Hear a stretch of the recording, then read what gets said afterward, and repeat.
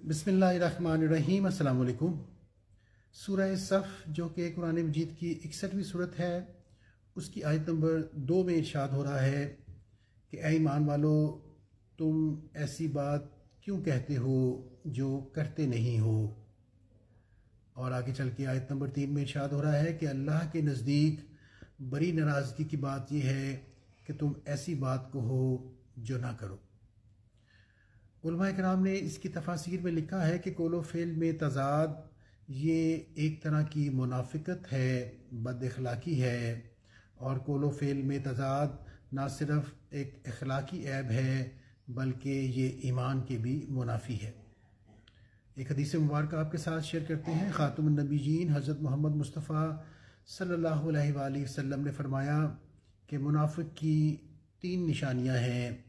जब वादा करे तो इसके ख़िलाफ़ करे, जब बात करे तो झूठ बोले, और जब इसके पास कोई इमानत रखी जाए तो ख़यानत करे। तो कोशिश करें वही बात कहें जो आप कर सकते हैं। ये ईमान वालों की निशानियां हैं। कुरान मजीद को तर्जुमे और तफसीर के साथ पढ़ा करें, इससे दुनिया भी बदल जाएगी और आखिरत में भी कामयाबी यकीनी है। अस्सलामु अलैकुम।